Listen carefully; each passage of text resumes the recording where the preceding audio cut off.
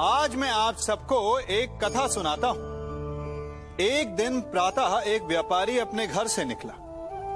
घर से निकलते ही एक बिल्ली ने उस व्यापारी का मार्ग काट दिया। व्यापारी घबरा गया। वो फिर से घर लौट गया और शुभ घड़ी की प्रतीक्षा करने लगा।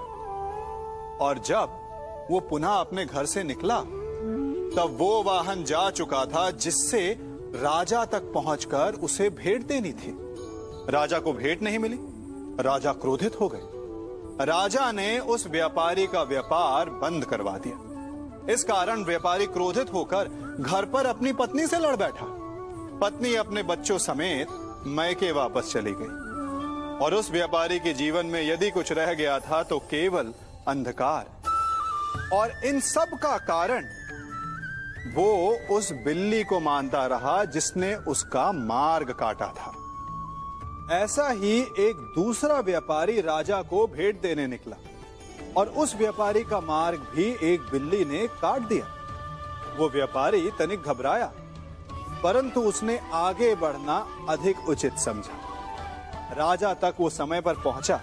उसने राजा को भेंट दी। राजा प्रसन्न हुए और राजा ने व्यापारी को अपना व्यापार बढ़ाने की अनुमति दी, स्वर्ण आभूषण दी। जब व्यापारी घर पर पहुंचा तो पत्नी को आभूषण और अपने बच्चों को देने के लिए वस्त्र थे उसके पास। हर ओर प्रसन्नता थी। समझ रहे हैं ना? दोनों के साथ एक ही प्रकार की घटना हुई, परंतु दोनों की प्रतिक्रिया भिन्न थी। ऐसा ही हमारा जीवन भी है।